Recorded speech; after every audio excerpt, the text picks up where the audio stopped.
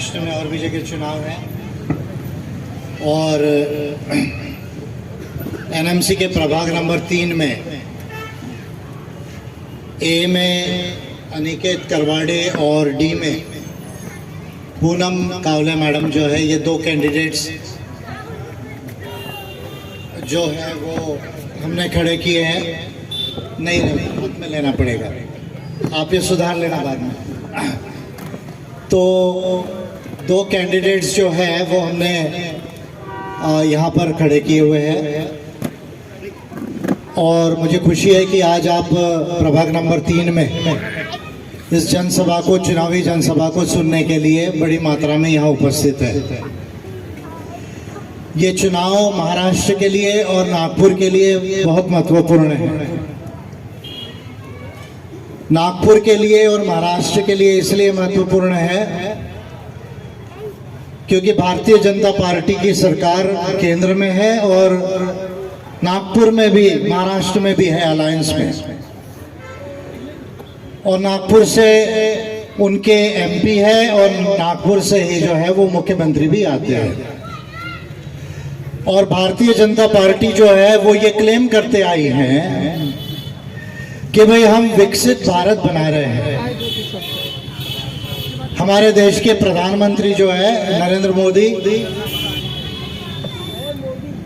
जो कभी डैडी बन जाते हैं, कभी 56 इंच के सीने वाले बन जाते हैं, कभी कहते हैं कि यूक्रेन युद्ध हमने रुकवा दिया। उन्होंने ये कहा है कि भाई हम विकसित भारत बनाएंगे। हमारे जो सांसद हैं नितिन गडकरी जी, वो कहते हैं कि हम एक दिन में 8 किलोमीटर रोड बनाते, सुपर हाईवेज बनाते हैं। देवेंद्र फडणवीस कहते हैं कि भाई हम महाराष्ट्र को भी बहुत ज्यादा डेवलप करेंगे और नागपुर को भी स्मार्ट सिटी बनाएंगे। इस तरह की भारतीय जनता पार्टी की घोषणा है। और इस म्युनिसिपल कॉर्पोरेशन में भी जो सत्ता रही है वो भारतीय जनता पार्टी की रही है। अगर ये तमाम चीजें हैं तो प्रभाग नंबर 3, मैं पूरे नागपुर की बात ना भी करूं, अगर केवल प्रभाग नंबर 3 की बात करूं, नागपुर में, उत्तर नागपुर और पूर्व नागपुर में जिस तरह का डेवलपमेंट है, 40% नागपुर की आबादी ये झुग्गी झोपड़ियों में है। नजूल के जमीनों पर जिन लोगों ने घर बनाए, नजूल की जमीनों के पट्टों का अधिकार अभी तक इन सरकारों ने उन लोगों को नहीं दिया है। मुझे अच्छे से याद है 2016 में त्रिशील और बाकी लोग थे तो ऑफिस में हम लोगों ने इनको गाइडेंस किया और नजूल के पट्टों को, 2016 की बात मैं कह रहा हूँ, मिलना चाहिए करके काफी बस्तियों में हमने जो है कुछ लिमिटेड फॉर्म भराए, उसको सबमिट किए थे। उस समय कलेक्टर और कारपोरेशन को, दोनों को हम लोगों ने इस बात के ऊपर में पिटीशन किया था कि अधिकार आप उन्हें क्यों नहीं दे रहे हैं। ये एक बहुत बड़ा सवाल है कि नजूल के पट्टों के ऊपर में जो 40% यहाँ की झुग्गी झोपड़ियों के लोग हैं, उनका अधिकार उन्हें यदि नहीं मिलेगा मालकियत का, तो बैंक के पास जाके लोन नहीं ले सकते। अगर पिताजी है या मम्मी है, वो अपने बच्चों के नाम पर उस प्रॉपर्टी को ट्रांसफर नहीं कर सकते। कल यदि आपको उसको बेचना है तो लीगली आप उसको सेल नहीं कर सकते। तो आप 8 किलोमीटर रोड बनाने का दावा नितिन गडकरी करते हैं, लेकिन ये 40% जो आबादी झुग्गी झोपड़ियों में है नागपुर में, उसको पट्टे का अधिकार देने में ये भारतीय जनता पार्टी की गवर्नमेंट ये फेल रही है। और ये उत्तर नागपुर के जो एमएलए हैं नितिन राउत, वो नितिन राउत जो है कभी यहाँ मिनिस्टर भी रहे हैं जब गवर्नमेंट थी कांग्रेस की। उद्धव ठाकरे जी के साथ उनकी सरकार थी। मैं समझता हूं कम से कम 3 टर्म नितिन राउत यहाँ के एमएलए रहे हैं, अगर मैं गलत नहीं हूं तो। लेकिन नितिन राउत जी ने भी इन बस्तियों के पट्टों के अधिकार देने के लिए कोई कॉन्क्रीट काम नहीं किया। मैं डायरेक्ट नाम लेके बोलता हूं क्योंकि विजय मानकर डरता नहीं है किसी से। वो इसलिए नहीं डरता है क्योंकि विजय मानकर से आगे आज एक भी मईके लाल पॉलिटिकल लीडर की ये ताकत नहीं है। एक भी मईका लाल नहीं हुआ। नरेंद्र मोदी नहीं, नितिन गडकरी नहीं, देवेंद्र फडणवीस नहीं, राहुल गांधी नहीं और नितिन राउत नहीं कि जो विजय मानकर के आगे डिबेट कर ले पॉलिसी के ऊपर कि देश का डेवलपमेंट कैसे हो सके। तो मैं नितिन राउत से ये कह रहा हूं कि भाई 3 टर्म आपको एमएलए बनाया कांग्रेस के लोगों ने। ये कांग्रेस सबसे बड़ी बोगस पार्टी है।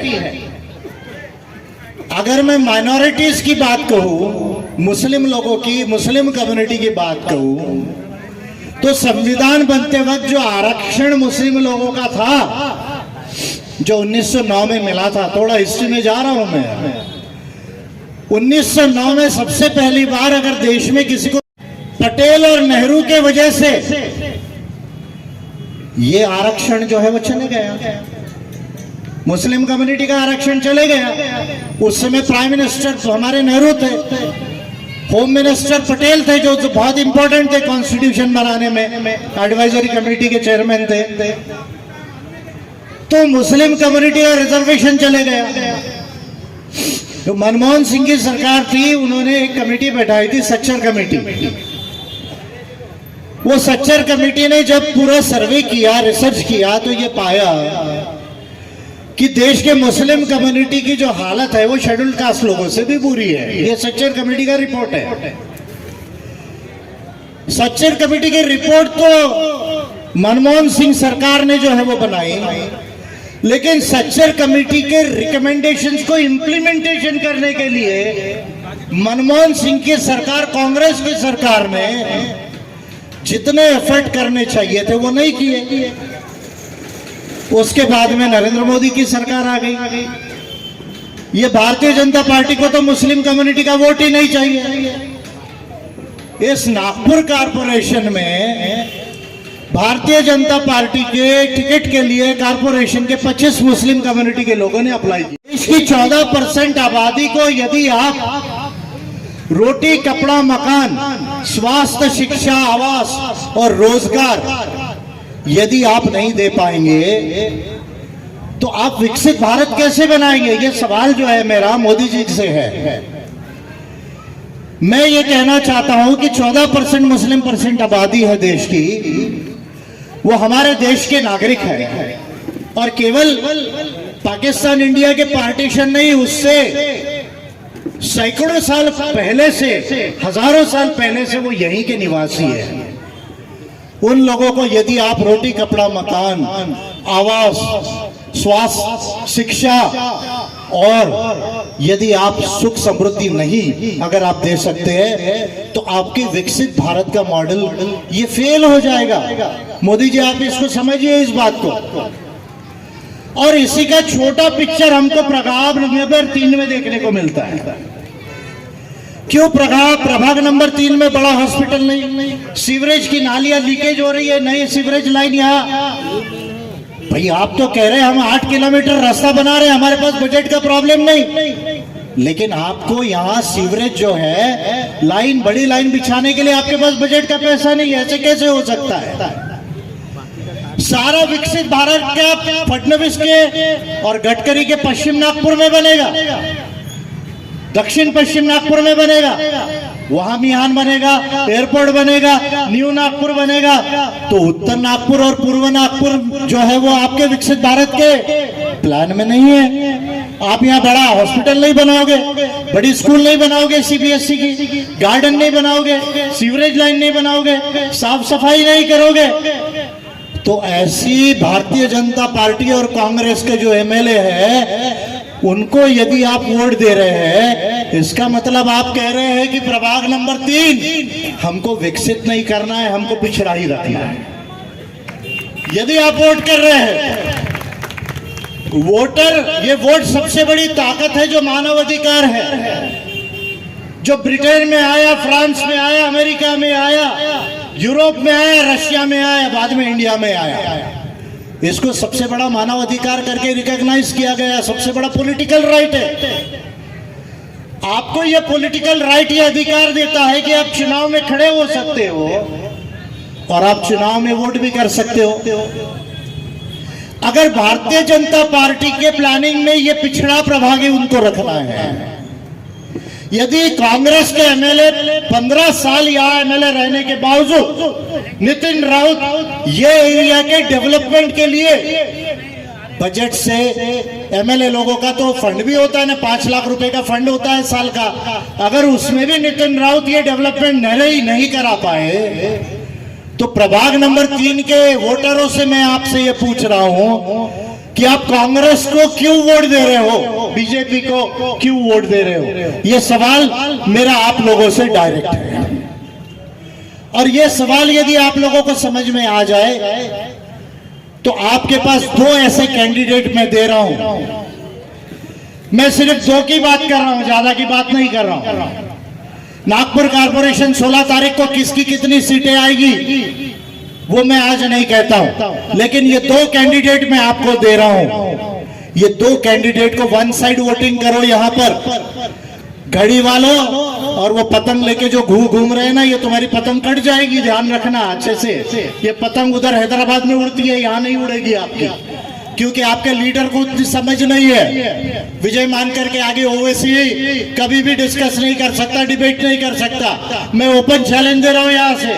ओवैसी पार्लियामेंट में है, हमारे दोस्त है, मेरी कोई दुश्मनी नहीं उनसे, वो मेरे मित्र जैसे है, लेकिन विजय मानकर के आगे ओवैसी डिबेट नहीं कर पाएंगे। ये बात मैं आपको ध्यान में रख रहा हूं।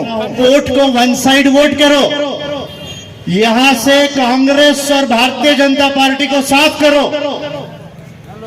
हाथी को जंगल में रहने दो, वो शहर में अच्छा नहीं लगता है।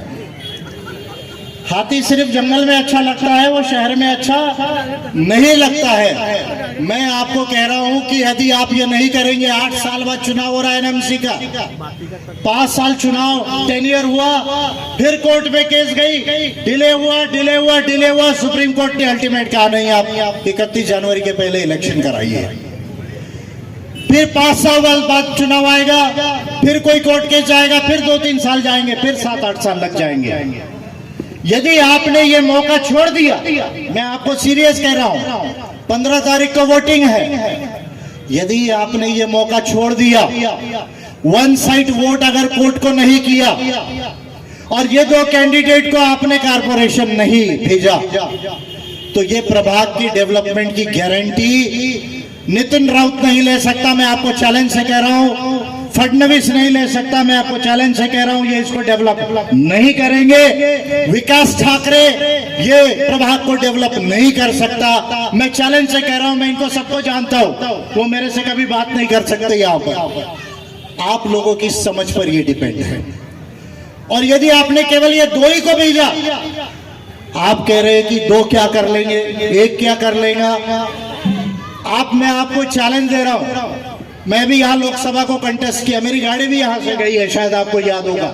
मैं यहाँ 2024 में कंटेस्ट किया, ईवीएम पर हाई कोर्ट में मैंने केस डाला। पहला लीडर हूँ इंडिया का जिसने ईवीएम, ये कंप्यूटर है, और क्योंकि ये कंप्यूटर है इसलिए इसमें कंप्यूटर लॉ अप्लाई होना चाहिए, इंफॉर्मेशन टेक्नोलॉजी एक्ट 2000। ये मैंने पिटीशन की, हाई कोर्ट में मेरी पिटीशन है, और बहुत जल्द उसमें 1-2 साल में सुनवाई होकर डिसीजन आएगा। तो मैं आपसे कह रहा हूं कि ये लीडर्स आपका डेवलपमेंट नहीं करेंगे। अगर ये दोनों जाते हैं तो इन लोगों ने आपसे कहा है कि बड़ा गार्डन, बड़ा हॉस्पिटल, 50 बेड का कम से कम, जो सीवरेज लाइन लीक हो रही है, पुरानी है, छोटी है, उसको बड़ी डलवाने के लिए यहाँ पर प्रोजेक्ट करवाएंगे। नजूल के पट्टों के, जिनके भी नजूल का पट्टों का अधिकार नहीं मिला, उस पर ये लोग काम करेंगे। साफ सफाई प्रभाग की जो है वो ठीक करेंगे। ये तो बेसिक 5-6 काम ये जो लोग कह रहे हैं, वो कामों के ऊपर ये काम करेंगे, ये मैं आपको गारंटी देता हूँ। एनएमसी में किसकी भी सरकार रह जाए, बजा लो ताली एक बार जम से, इच्छा हो रही तो। एनएमसी में किसी की भी सरकार आ जाए, किसी की भी मेजॉरिटी आ जाए, मैं उनको बैंड बजवा दूंगा। ये बात ध्यान में रखिए, अगर प्रभाग नंबर 3 को ऐसा ही रखा तो बजा देंगे। और बैंड हमने पहले भी बजाया, शायद आपको मालूम नहीं कि हमारे पिटीशन के बाद ये पिछले 8 महीनों में 5,500 एवजदारों को जॉब मिला है इस नागपुर म्युनिसिपल कॉर्पोरेशन में। ये लोगों को मालूम नहीं है, ये पिछले 8 महीने की बात बता रहा हूं मैं। 5,500 एवजदार जिनके माता पिता जिनका जॉब था और जो जॉब में नहीं रहे, डेथ हो गई, कुछ हो गया, उनके बच्चों का पेंडिंग केस था 7-7, 8-8 साल से, उनको हमारे पिटीशन के बाद इसी नागपुर म्युनिसिपल कॉर्पोरेशन में उनको जॉब मिला। 5,500 लोगों को, एवजदार के बच्चों को। तो ये कौन सी बड़ी बात है? बजट की कौन सी बड़ी बात है? बजट वगैरह सब होता है, लेकिन फडणवीस को सब बजट ले जाना है पश्चिम नागपुर। कहाँ ले जाना है? पश्चिम नागपुर। 3,500 करोड़ का, 3,400 करोड़ का तो एनएमसी का अपना बजट है। बाद में सेंट्रल गवर्नमेंट देती है स्मार्ट सिटी के लिए, स्टेट गवर्नमेंट देती है स्मार्ट सिटी के लिए। Budget is not an issue. What is an issue is that the Bharatiya Janata Party wants to siphon off all the budget for the West Nagpur and the South West Nagpur.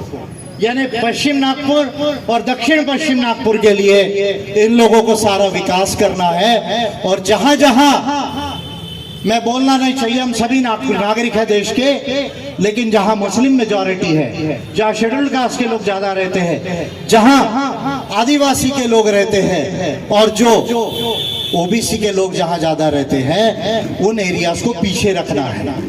ये इनकी policy है। ये पहले कांग्रेस की भी policy थी, अब BJP ज्यादा ओपनली इस पॉलिसी को परस्यू कर रही है। तो इसलिए आप कांग्रेस का ख्याल छोड़ दीजिए। राहुल गांधी जो है उनको थोड़ा समय है अभी, तब तक वो, मैं भी पहुंच जाऊंगा पार्लियामेंट में, आप लोगों की अगर मदद रहेगी तो राहुल गांधी को समय है। नितिन राउत सोए हुए हैं 15 साल से, उनको सोने दीजिए, थोड़ा और आराम कर ले नितिन राउत, तबीयत अच्छी हो जाएगी उनकी। वैसे भी 2029 में ये उत्तर नागपुर शेड्यूल्ड कास्ट रहेगा या नहीं कॉन्स्टिट्यूएंसी, ये बोल नहीं सकते। मैं आपको पहले बता रहा हूं, अभी जनगणना हो जाएगी 2027 में, उसके बाद उत्तर नागपुर ये शेड्यूल्ड कास्ट रिजर्व रहेगा या नहीं रहेगा, ये नहीं बोल सकते। तो नितिन राउत को 3 बार चांस मिला, उनको आराम करने दीजिए। भारतीय जनता पार्टी का तो सवाल नहीं, उसको छोड़ दीजिए। और ये कटी पतंग जो है उसके पीछे मत जाइए। वो हैदराबाद में अच्छी लगती है, बिहार में 1-2 जगह अच्छी लगती है। और अगर पतंग को, कटी हुई पतंग को कहीं लाना भी है तो ये 2 सीटें छोड़ के देख लीजिए आप, जो है वो कटी पतंग को अगर लाना भी है तो ये 2 सीटें कोर्ट को रहने दीजिए, बाकी देख लीजिए 2 को जो है वो। आप यदि ये करते हैं, मैं अपनी तारीफ में ज्यादा बात नहीं करूंगा। इन लोगों ने बताया, मैं देश का पहला लीडर हूं जिसने संसद को 16 बिल बना के दिए, और 16 बिल बनाए। इस देश की चुनावी व्यवस्था में बड़ी पार्लियामेंट जो बनी है अभी 888 मेंबर पार्लियामेंट हो जाएंगे 2029 में। मैंने 16-17 में पिटीशन किया, उसके बाद नई संसद बनी है और 2029 में 888 एमपी होने वाले हैं। मेरी इस पिटीशन के बाद हुआ ये। उसमें मुस्लिम कम्युनिटी आती है, क्रिश्चियन कम्युनिटी आती है, जैन कम्युनिटी आती है, पारसी कम्युनिटी आती है, बुद्धिस्ट कम्युनिटी भी आती है। ये कम्युनिटीज के जो ह्यूमन राइट्स है उसके लिए पिटीशन किया। मैं पहला लीडर हूं। आप लोगों को आज देश में थोड़ा माइनॉरिटीज के लिए जो ठीक हो रहा है वो मेरे पिटीशंस के बाद में हो रहा है। मैं 2019 में पहला लीडर हूं जिसने राइटिंग में अमित शाह के होम मिनिस्ट्री के साथ पॉइंट टू पॉइंट पिटीशन करके ऑन रिकॉर्ड जो है वो प्रूव कर दिया कि आपको इस देश में 50% ओबीसी के जनगणना करनी पड़ती है। उनकी सोशल और एजुकेशनल और कल्चरल और टेक्नोलॉजिकल पोजीशन को पता करना पड़ता है। यदि आप नहीं करोगे तो आप जो पॉलिसी बनाओगे 50% उसमें आबादी का डेटा नहीं होगा तो आपकी पॉलिसी गलत हो जाएगी। 2019 में मेरा पहला पिटीशन है और राइटिंग में अमित शाह के साथ आर्ग्यूमेंट है। अमित शाह की मिनिस्ट्री मुझसे ऑन रिकॉर्ड राइटिंग में जो है वो जीत नहीं पाई। उसके बाद अभी जाके इस जनगणना में ओबीसी की जनगणना हो रही है, मेरे पिटीशन के बाद हो रही है। और जिसको भरोसा नहीं है एक बार केंद्रीय सचिवालय में आ जाइए आप, मैं आपको फाइलें खोल के दिखा देता हूं कि कैसी पिटीशन हुई, कैसे करस्पॉन्डेंस हुआ। 40 के ऊपर पिटीशन की। ये शेड्यूल्ड कास्ट SC ST के ऊपर जो एट्रोसिटी होती थी, पहले 10 या 11 लाख रुपए केवल मिलता था अगर कोई शेड्यूल्ड कास्ट के बच्चे को मार दे तो। आज 25 लाख के ऊपर में जो है उसका पैसा हुआ है। मैंने तो लॉ ऑफ रिपेरेशन के तहत 2-4 करोड़ का जो है वो उसमें डिमांड किया था। अभी मेरठ में भी एक केस हुआ है बच्ची का, तो मैंने उसमें ये किया था। आदिवासियों के जल जमीन जंगल और संस्कृति का मालिक वो मिलना चाहिए। ये देश भारत नहीं, भारत से पहले गोंडवाना था। भारत तो केवल 3,500 साल पहले आया, ये भारत से पहले गोंडवाना था। 50,000 साल से यहाँ आदिवासी है। ये नागपुर को भी बसाने वाले ट्राइबल गोंड जो है वो राजा थे। ये डिक्लेयर करने वाला मैं पहला व्यक्ति। 2 बिल संसद को दिए जल जमीन जंगल और संस्कृति को मालिक बनाने के लिए, आदिवासियों के लिए। नागपुर शहर के आदिवासी लोगों, इस गोंडवाना राज में आप कहां गायब हो गए हो? इस गोंडवाना राज में आप कहां गायब हो गए हो? आप मुझे नजर क्यों नहीं आ रहे नागपुर के अंदर, सिटी के अंदर? ये नागपुर सिटी बसाने वाला ट्राइबल किंग थे बख्त बुलंद शाह। असेंबली के आगे उनका स्टेच्यू भी बैठा है बहुत दिनों बाद में। ये भारत से पहले गोंडवाना था, ये गोंडवाना है, गोंडवाना रहेगा। ये डिक्लेयर करने वाला पहला लीडर इंडिया में ये राहुल गांधी नहीं, शिबू सोरेन नहीं, ये विजय मानकर है। ये मैं आप लोगों को कह रहा हूं।